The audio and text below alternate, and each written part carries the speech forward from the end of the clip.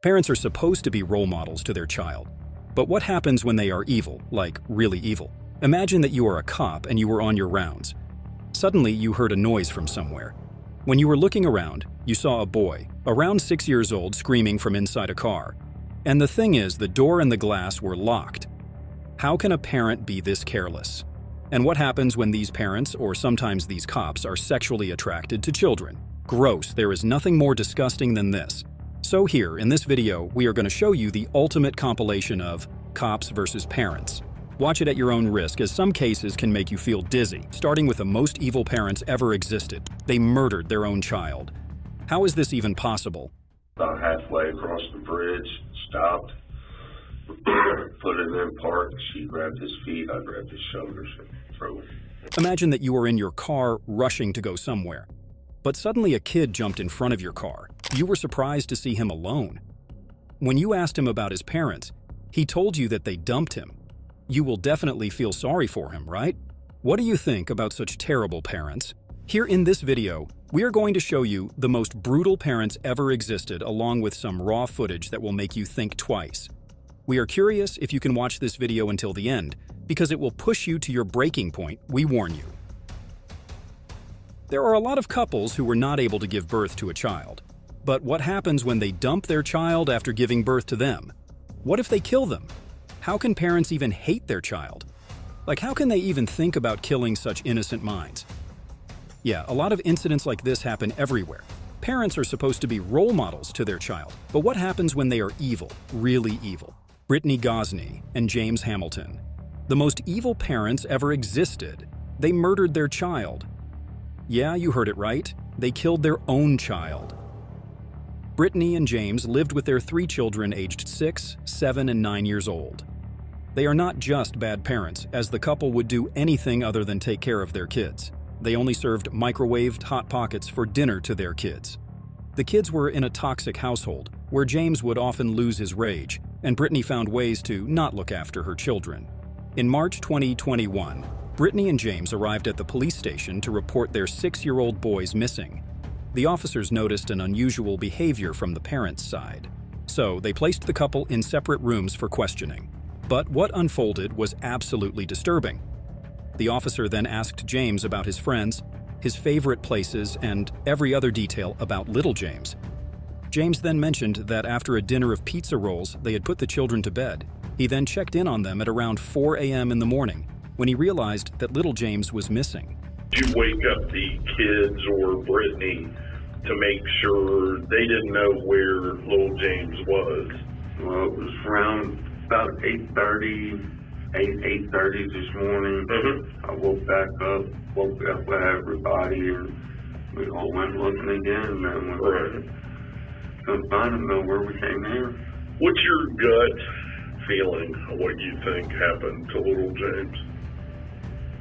I don't know. I'm hoping he's somewhere there in the neighborhood hiding.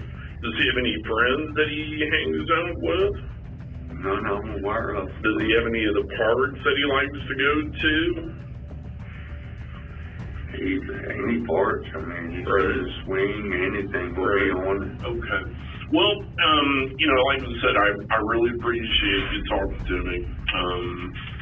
And we're still trying to get to the bottom of all this, and obviously you and Brittany are our number one sources of information that's going to help us right now.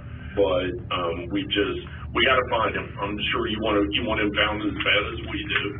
I'd like to go as soon as possible before I go back out looking for him.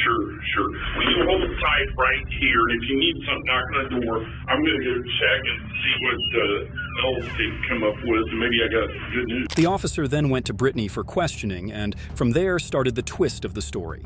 Officer asked her if little James was in trouble last night. She was like, yeah, he was, but I don't remember what it was. How can a mother forget that? Also, Brittany's reactions were definitely not usual for a mother who has just lost her kid. Instead of being hysterical and in shock, she was casually chatting. Did the 6-year-old get in trouble last night? Yeah, he got in trouble for something. I don't remember what it was. You don't remember what it was? Okay. What was the punishment last night? Corner. I don't really like putting my hands on my kids. That's okay, that's fine. Some people don't. You guys, what'd you have for dinner last night? They had pizza rolls and chips. The kids did? Okay.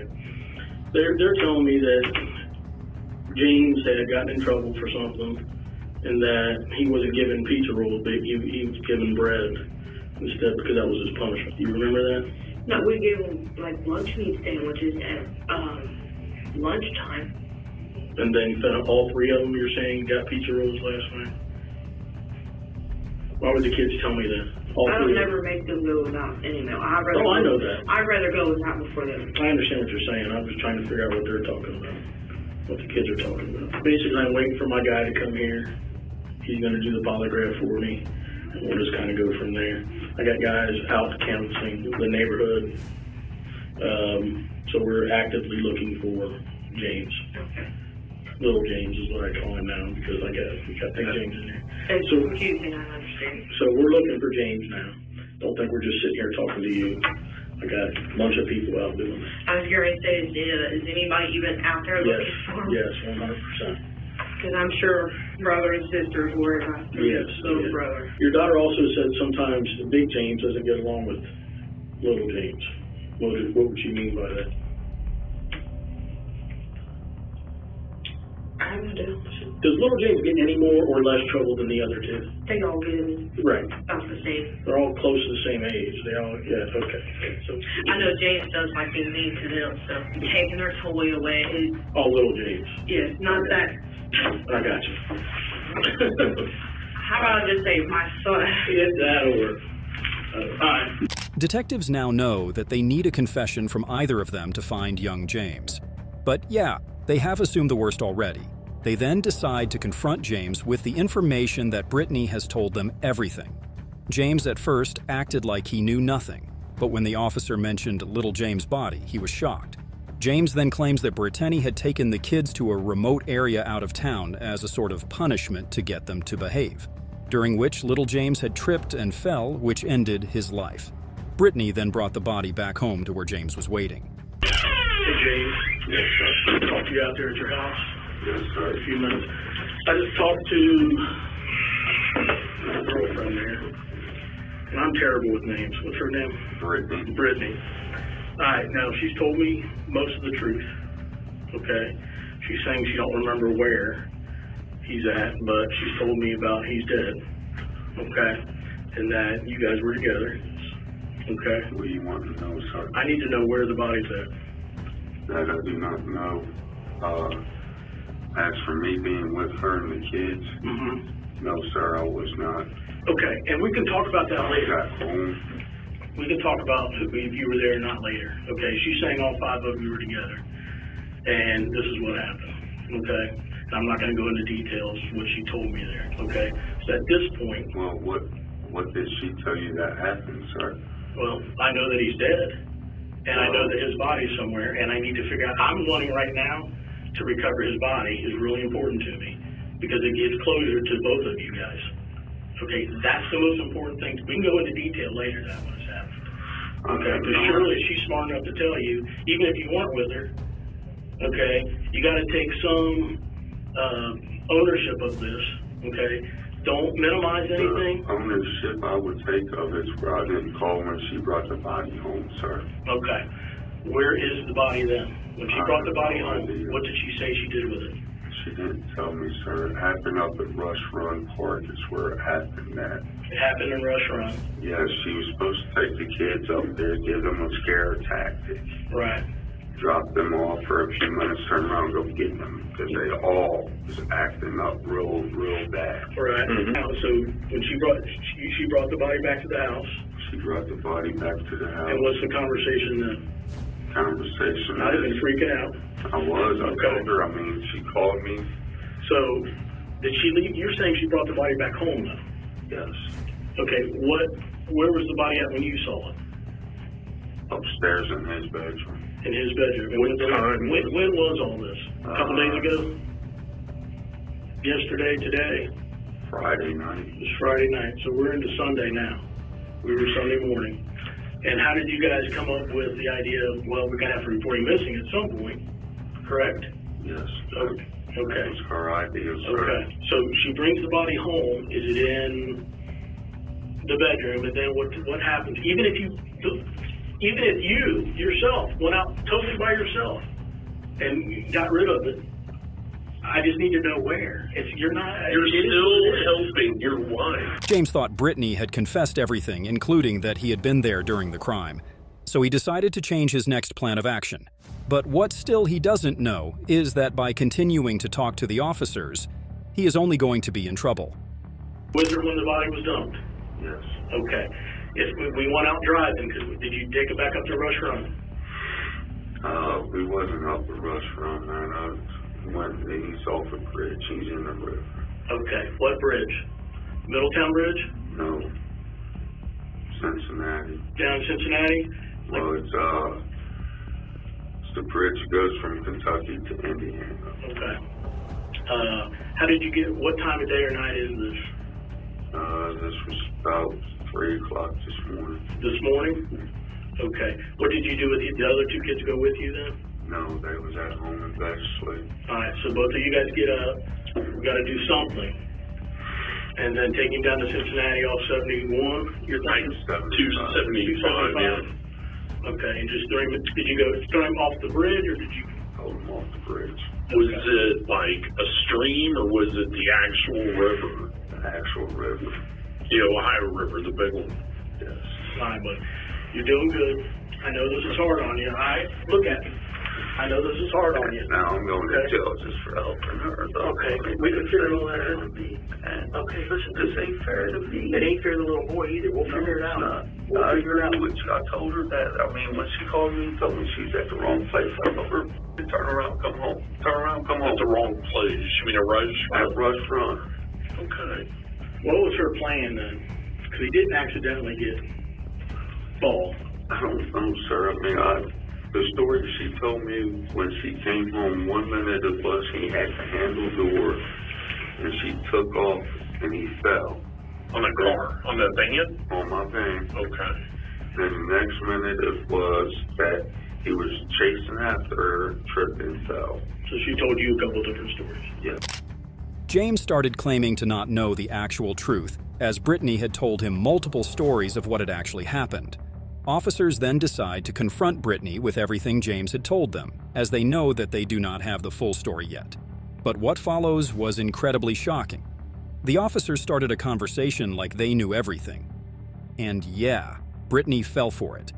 But still, Brittany has carefully narrated the incident, claiming it to be an accident, thinking that it would make her look less guilty for her child's death. There was not a single tear on her face. Of course, they didn't care about their children even a little bit. Just trying to figure out, exactly what you were thinking. Why?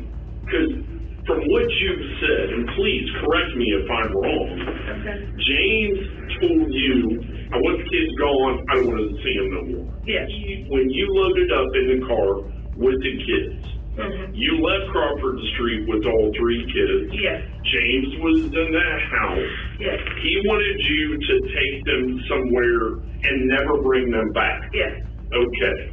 So you're confused. You care about James. And I also. You care about James, right? Yes.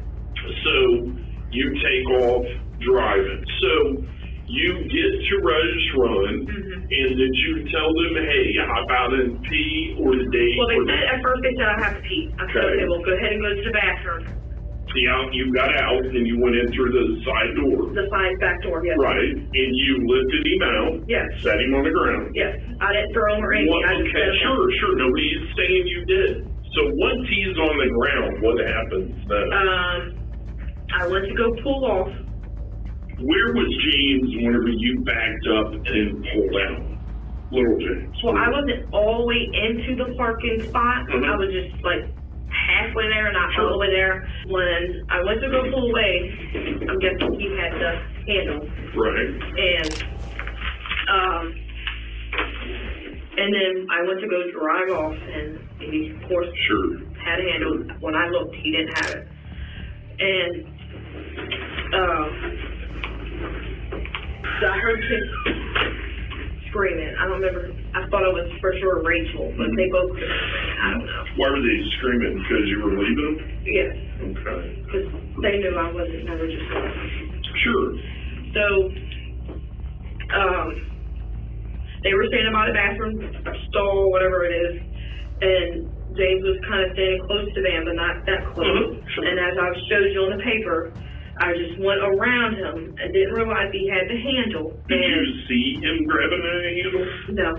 Okay, you're just. But when I kind of like, I'm assuming he grabbed the handle because I kind of pulled him a little bit, not much, and he got up and then fell back down. I guess I kind of probably made him hurt his knee on the ground or something, and he lost his balance, and he tried to catch his balance.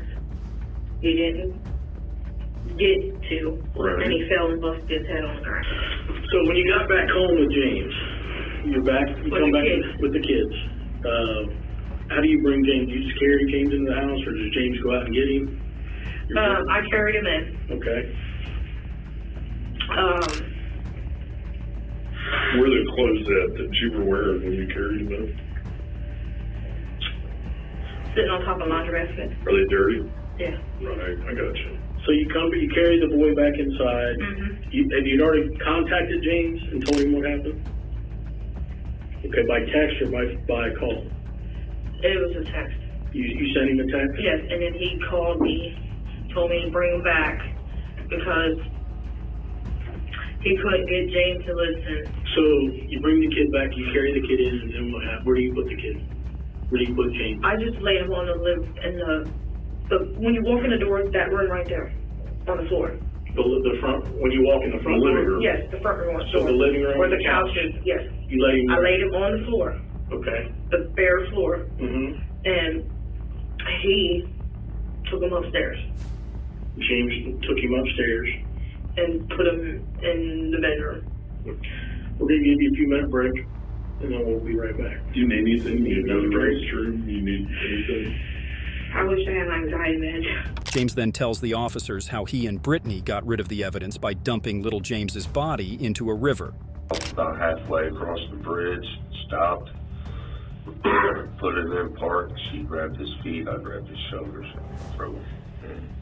You guys pull up. You guys see a car and you pull over right before the bridge, or 100 yards before the bridge. About 100 yards. Right around there. You wait, you go by. As soon as that happens, you guys pull up and there's really not much room there. She jumps out. Okay. I didn't even open my driver's door. I just climbed around. She opened the side slider door, grabbed his feet, I grabbed his shoulders. Nothing I'm aware of, sir. I mean, as soon as we let him go, I jumped right back in the van. When we got going, she looked at me and said, I heard him hit, and kind of giggled about it even. Right. So, did you see him, did he float? Did you see him floating? I don't know. I had no idea. She got straight back in the van and we took off. And again, that's kind of where we are. You're worried entirely too much about what she said. No, listen. I want the whole truth too. That's why you know the whole truth. You're sitting here fishing me to see what I know, and I've been fished by the best of them, and I'm not going to be a about it, but you ain't the best. James realized that his attempts to outsmart the officers were failing. So he finally comes clean as he realizes that there's no way he's getting out of this. Got a lot of info here. She wanted something to help hold him down in the water. There's a brick tied to his chest. There's a brick tied to him? Yes. What kind of brick? It's about this long, about that thick. Like a cinder block brick or like what kind of brick?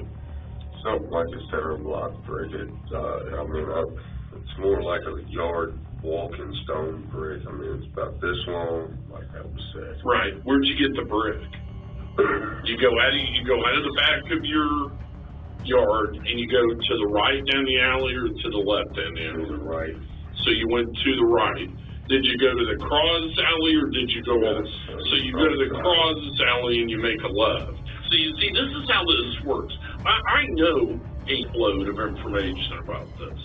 A lot of it's been confirmed, and I've ruled out some of it. Well, some of it that you told us initially. Now, with that being said, I'm not holding that against you because you're a little bit freaked out. But here's where we are. Right now is going to be one of your only opportunities to genuinely show me that you're going to cooperate. This is good. This is good because I knew all this. Now, the officers have enough information from James to charge him. James sticks to his final story of him not knowing what Brittany was going to do after she took the kids. They decide it's finally time to talk to Brittany. But what she revealed was a brutal truth. I need a shower. Like, you can see, I'm breaking out everywhere. I'll ask him. I'll go back there and talk to him as soon as I drop you back off. I got a question for you, though. Are you willing to talk to me about what happened? Yeah. First off, I need to know why you guys are down in Richmond, Indiana, at Walmart. I didn't go to any Walmart. You did not go to any Walmart? No, that's why I'm looking at you like, what are you talking about? Did he take the kids to go to Walmart? He might have. I don't know. Okay. I've not seen the video yet. He does stuff when I'm sleeping. So how am I supposed to know anything? Well, I mean, you're not sleeping 24/7. My meds would let me. I'd be sleeping 24/7. Is he really where you said you dumped him? My son? Yes. Yes. That's where he dumped him.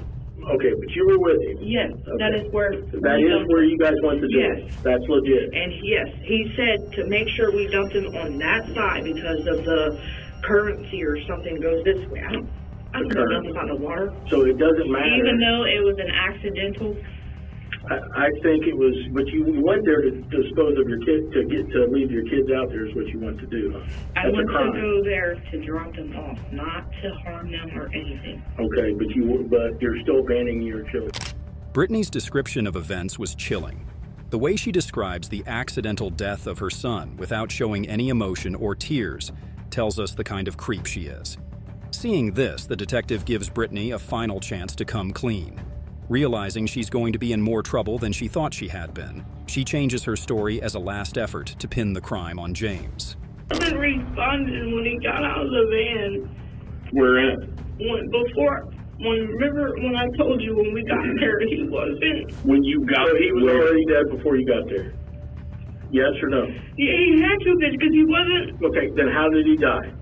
Whatever James did to him upstairs. Okay, you need to tell me that. What did James do? The kid, all three kids. You can ask all three of them. Because I know he hog-tied them. Yeah, okay. And he was beating them. Why didn't you call us? He wouldn't let me have a phone. Okay, so he's dead before you even take him out of the house. Is that correct? Yeah, I didn't know it. Who loaded him up in the car? So he didn't walk to the car. The kids, like, basically helped him to the car. The other two kids helped James to the car. Your two other kids carried dead James to the car. He, like... Okay, you're lying. No, am I not making this sense? No, not at all. Can you please stop yelling at me? You're going to sit here and tell me and tell us that your two other babies carried youngest one to the car. So then you really didn't drag James. No, that's why I keep trying to tell y'all. I didn't do anything to that little boy. You did? Yeah, you did. You didn't help him, number one. Okay? You're a grown-ass adult. That's a little baby. Yeah. How many times, what are they going to say about you hitting on him? I'm not really hitting on them at all. I make them stand in the corner. What are they going to say about you hitting on them that night with James upstairs? They're probably just going to say I whipped their butt. That's about it. Like you said, you do your children. Right. But I don't punch them, leave bruises, nothing. That's all James. After hours of interrogation, Brittany is now crying for the first time ever, describing her son's death so casually, and even calling him my little boy instead of my son. Brittany changing stories every minute has led detectives to confirm that this is indeed a cold-hearted killer. And yeah, they've had enough of her lies. to lose my temper, and I'm trying not to. I'm gonna take a break. Do you want to talk to me or no?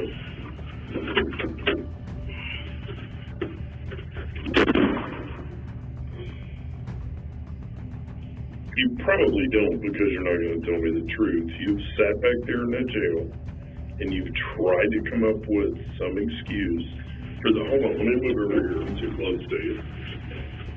Because you've sat back there in that, just listen, okay?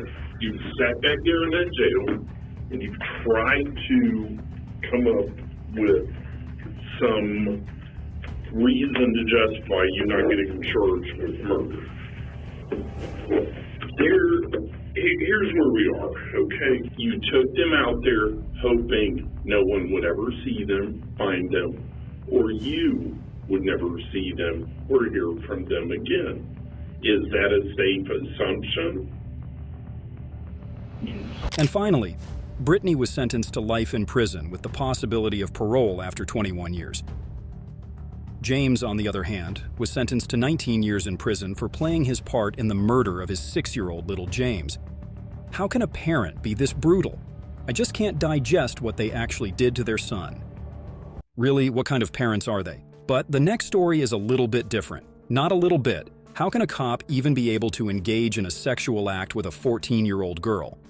Yes, the next cop is a serious pedophile. One is Jalen Devin Fleer, who was a San Diego deputy who engaged in a sexual act with a 14-year-old girl.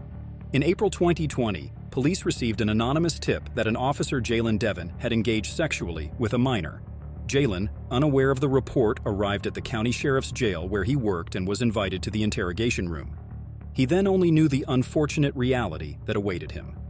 We're actually doing an investigation on some allegations that we have to obviously look into. You're a law enforcement officer, so you know that we look into everything. The detective then began questioning Jalen about his personal life. Jalen somehow started spilling personal information to the detectives, probably with the thought that they were insignificant and unimportant to the case with the minor. But little did he know that they would become a huge asset later on in the interrogation. The detective then asked about his email address and phone number used in Facebook, Instagram, and Snapchat. With seemingly innocent motives, the detectives now had Jalen's email address and phone number. But of course, it was clear that he was nervous, and that made sense because Jalen was also a police officer. So he knew that if he was in the interrogation room and wasn't the one asking questions, he was in for something big. I hear your schedule recently changed. How do you feel about the schedule change? Yeah, 12 and a half in a row. Kills you. 7 off is nice, but it flies by. And I know when it comes to Facebook, you connect it to an email address. And then your Instagram account, what, same email? I think so, yeah. Okay. And I know sometimes with Snapchat, they'll have you either sign up with a phone number or an email. I believe it's my phone number. Jalen asked, "What was this all about?" And the detective replied that it was for some allegations.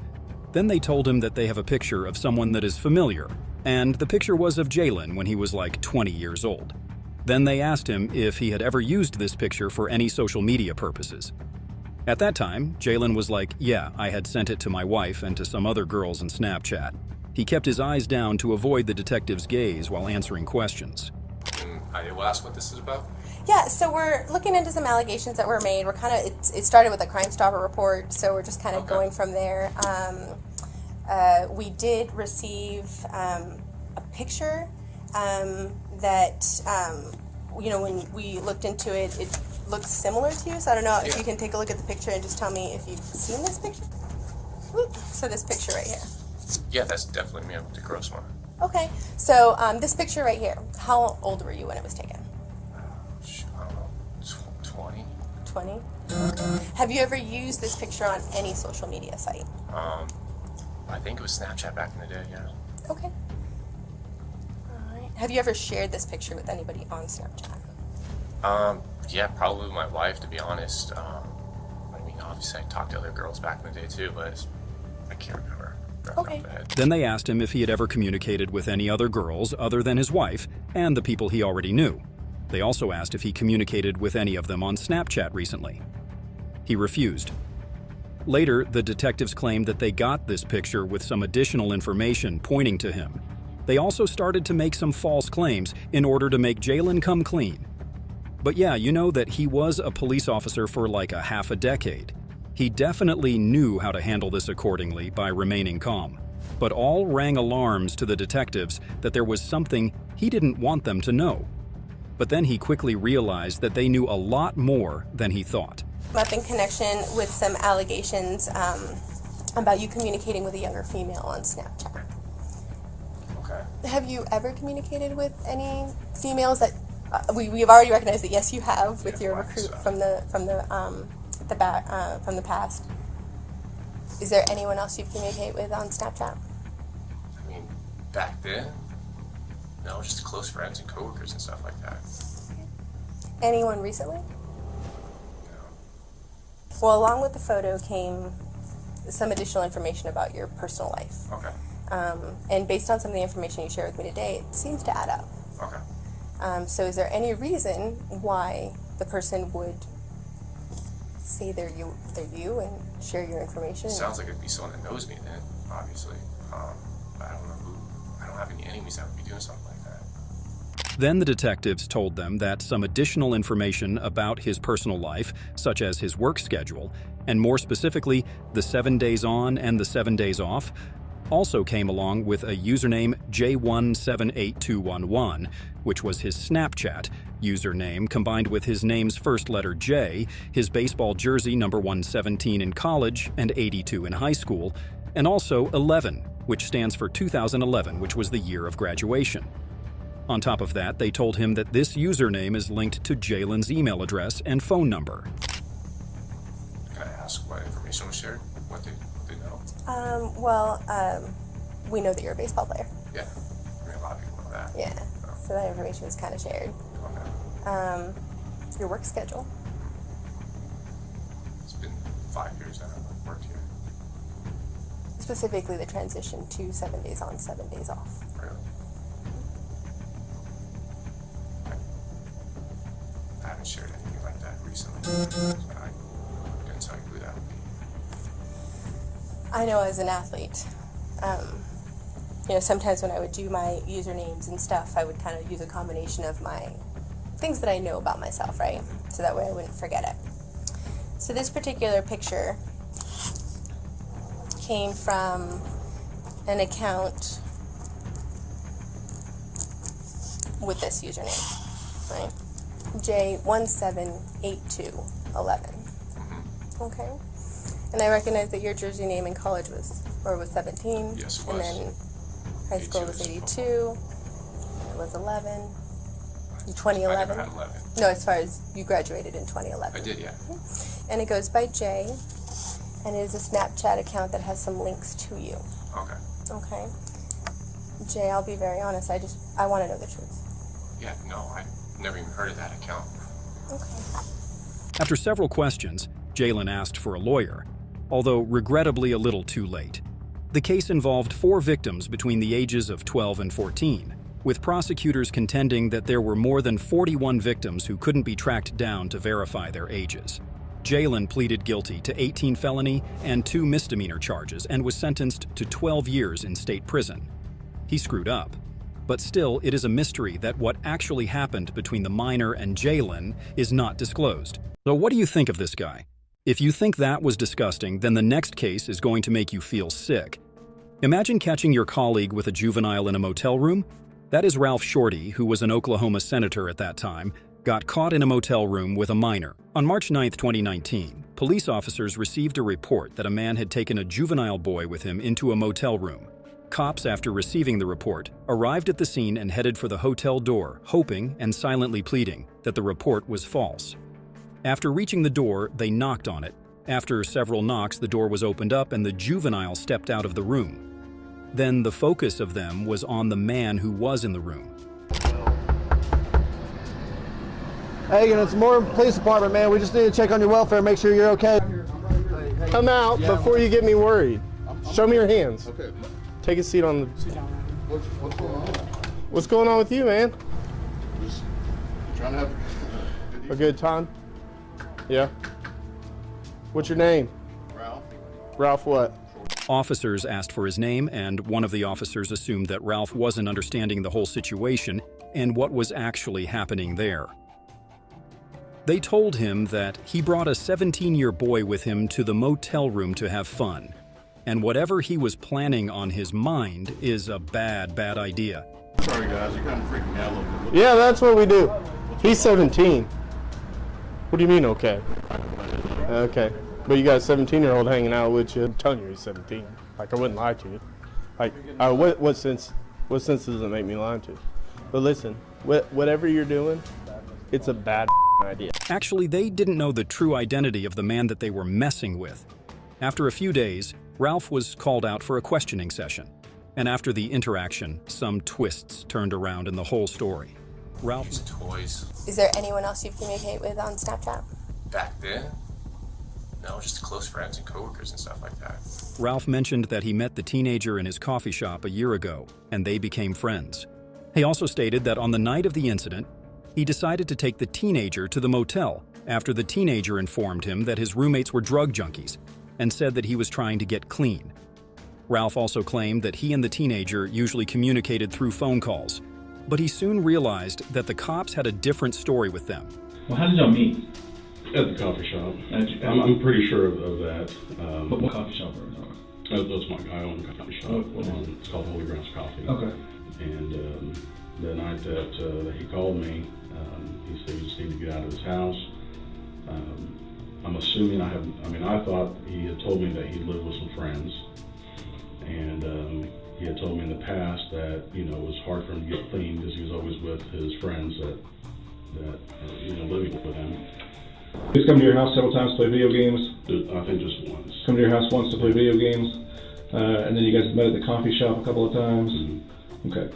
What if I said that he told you guys met through a Craigslist ad the very first time, when he posted in Casual Encounters? No. Okay. Ralph's response to that question was a clear sign that he wasn't expecting them to have that information, and it sent him into a great shock. And now the story turned to an unexpected twist that no one can ever even imagine. The juvenile responded to a classified personal section ad sorted by Ralph Shorty in Craigslist mentioning boy offering sex with his wife and also group sex with strangers. But Ralph's wife got pregnant after that, and as expected, he literally denied everything. But the detectives asked him one by one because they knew what actually happened, and also they got the evidence. How old is your youngest child? 5 months. Okay. So he's telling me that when he first met you through Craigslist, that he had posted an ad in Casual Encounters, and that he had a lot of responses for it, but that you said that you wanted him to mess around with your wife while you watched. He said that he showed up to do that, or you guys got together and started talking about that. He found out your wife was pregnant, and then said that it never happened because she was pregnant. The cops mentioned a name Jamie Tilley after that. Ralph told them that the boy used to call him Jamie, and he didn't know why. But the cops came well prepared. They then said that they had a lengthy conversation of the boy and the so-called Jamie Tilley online. Conversation that he said he had with you using an app called Kick. Do you know what that is? Okay. Well, there's a pretty lengthy conversation on his tablet that he says is with the guy. That is you. That he that is online, or the Kick ID is Jamie Tilley. And you told officers that night that that's what your online. He called me Jamie, Uh-huh. and I'm not sure why. Okay. We've got a conversation between him and this Jamie Tilley about, he says, I need money for spring break. Jamie Tilley says, I don't really have any legitimate things I need help with right now. Would you be interested in sexual stuff? He says, yes. This goes on about how I come get you, blah, blah, blah. He says, okay, I'll be down the street, a couple houses, in about 10 minutes or so. He says, okay, let me know so I have an idea. Then that person says, I-35 about to exit at 4th Street. And then it says, I'm here. Well, we've got a witness, pardon me, we've got a witness that sees him get in a white Grand Cherokee, and they follow that white Grand Cherokee to the hotel, Super Royal First to 4th and Eastern. What actually happened behind was that the teenager was confronted by a female friend, whom he refused to tell where he was going. So, when the teenager got into Ralph's car, the female friend, now a witness, followed them to the motel. After they got into their room, she then called the teenager's dad, who in turn called the police. At this point, the cops had all the evidence they needed to put Ralph away, but still, they wanted one more thing from him: a confession.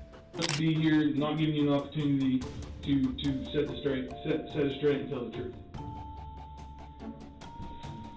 It doesn't sound like anything I say is going to help. Okay. Prosecutors disclosed that Ralph had sex twice with this teenager before the night of the incident. On September 18, 2017, Ralph was sentenced to 15 years in prison and 10 years of supervised release. So, the question of today: who do you think is the most disgusting? And what do you think about those crazy parents? Will you be able to even justify them?